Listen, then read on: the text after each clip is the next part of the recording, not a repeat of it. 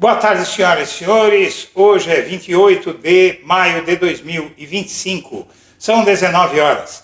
Minha amiga, meu amigo, em questão de uma semana, as razões para a prisão preventiva de Jair Bolsonaro se amontoam e já há uma decisão do Supremo Tribunal Federal em acordo com a Procuradoria-Geral da República e também com a Polícia Federal. Na verdade, é basicamente um consenso amplo no sentido de que é preciso impedir que o Jair Bolsonaro continue agindo junto com a família para atrapalhar a ação penal contra si e contra outros 33.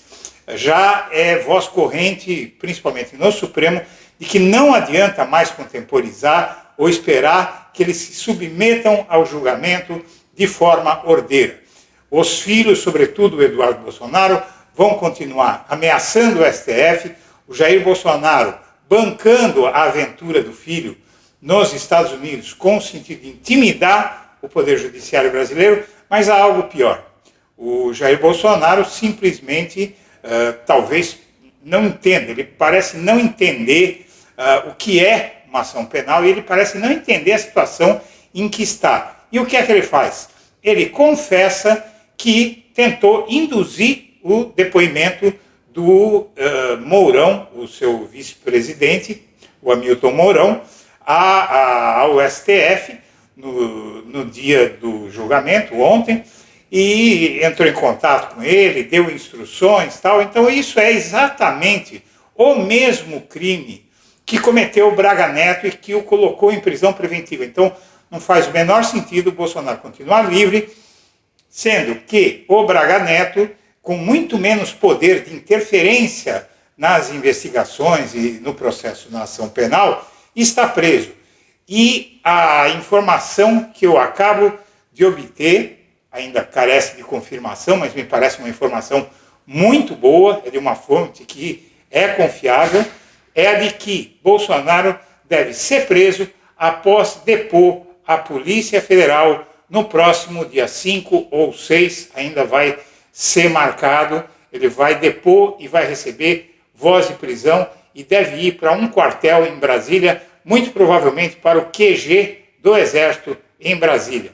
Minha amiga, meu amigo, antes de prosseguir, eu quero pedir a você que acompanha o Blog da Cidadania que considere fazer uma doação ao canal para que nós possamos enfrentar a ofensiva fascista de 2026 e nos estruturar. Fazendo essa doação ao Blog da Cidadania, você apoia a comunicação progressista e antifascista nesse país.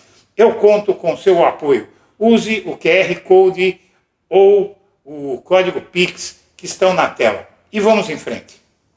A Polícia Federal prendeu neste sábado o general Walter Braga Neto, ex-ministro da Defesa e candidato a vice-presidente na chapa de Jair Bolsonaro em 2022. A prisão ocorreu no Rio de Janeiro após expedidos mandados de prisão preventiva, busca e apreensão pelo ministro Alexandre de Moraes, relator do inquérito no Supremo Tribunal Federal. De acordo com a PF, Braga Neto é acusado de atrapalhar as investigações sobre a tentativa de golpe de Estado após as eleições de 2022. Ele será entregue ao Comando Militar do Leste e ficará sob custódia do Exército. A operação também inclui buscas na casa do general em Copacabana, no Rio de Janeiro.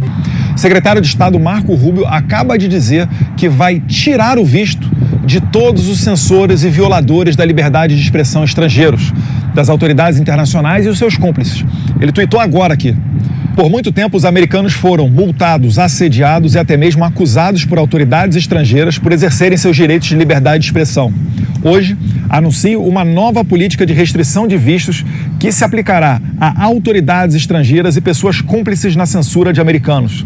A liberdade de expressão é essencial ao estilo de vida americano, um direito inato sobre o qual governos estrangeiros não têm autoridade.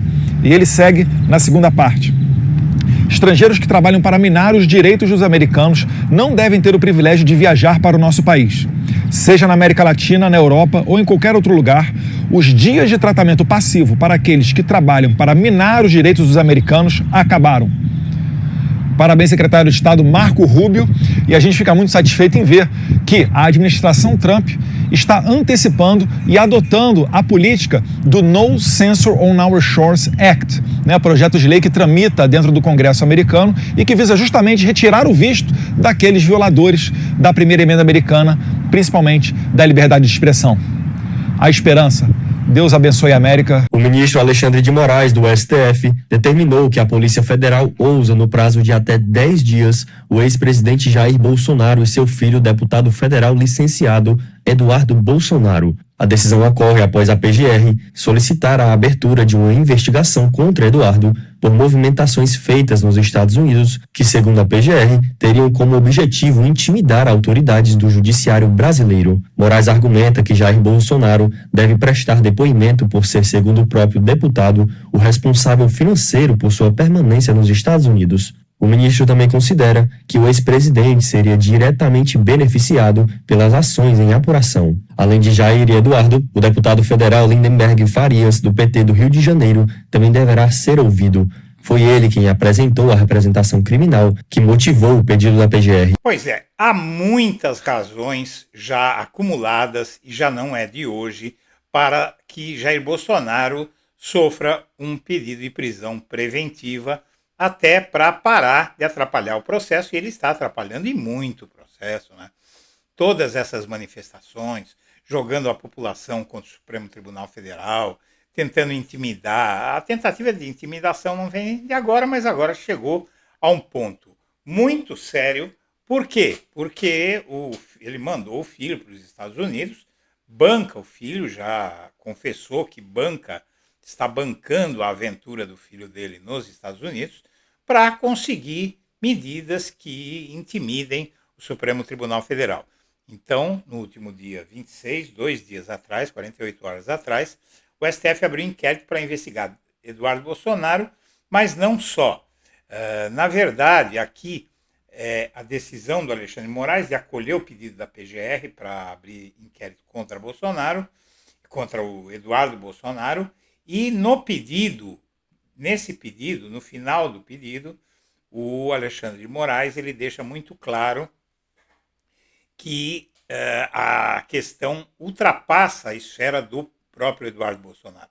Diz o Moraes, considerando os fatos narrados e a documentação trazida pela Procuradoria-Geral da República nos termos do artigo 9º, inciso 1, a linha I e 21, inciso 15º, Regimento Interno do Supremo, determina a instauração de inquérito em face de Eduardo Nantes Bolsonaro para apuração de suposta prática de crimes de coação no curso do processo, artigo 344 do Código Penal, obstrução de investigação de infração penal que envolve organização criminosa, artigo 2º, parágrafo 1º da Lei 12.850 de 2013, e abolição violenta do Estado Democrático de Direito, artigo 359-L do Código Penal.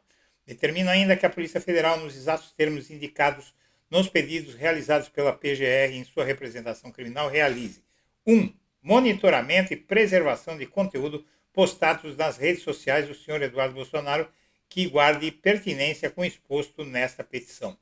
No prazo de 10 dias, as oitivas das seguintes pessoas: Jair Messias Bolsonaro, para que preste esclarecimentos a respeito dos fatos, dada a circunstância de ser diretamente beneficiado pela conduta descrita e já haver declarado ser o responsável financeiro pela manutenção do senhor Eduardo Bolsonaro em território americano.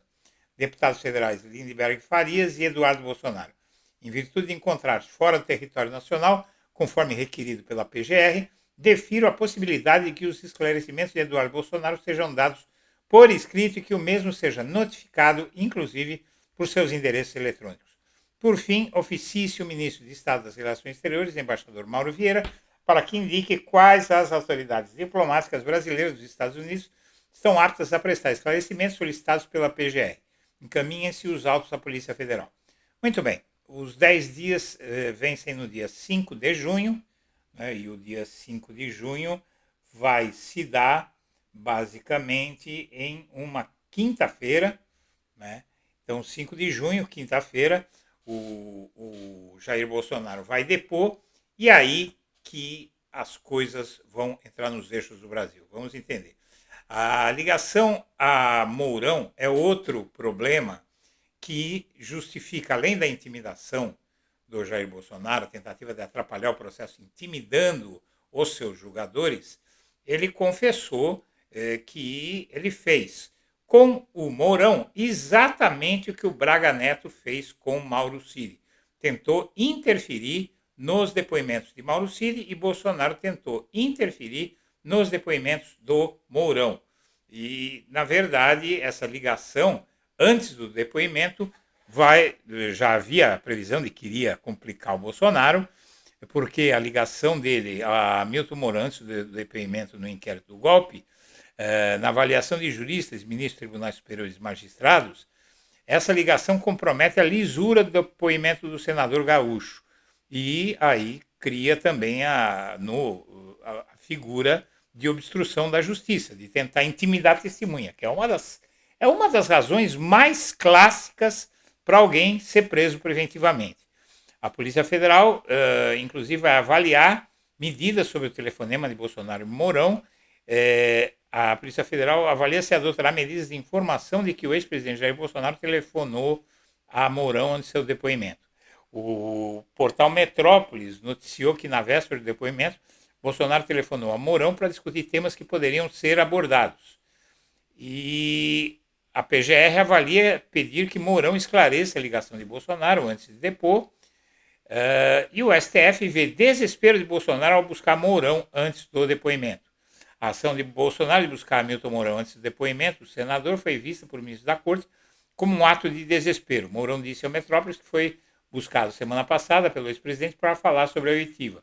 O ex-vice-presidente afirmou que Bolsonaro pediu que ele reforçasse as autoridades que nunca ouviu menção sobre golpe de Estado. Então, veja bem, ele está dizendo para reforçar, ele não precisava dizer isso, né? Ele está mandando ele dizer isso.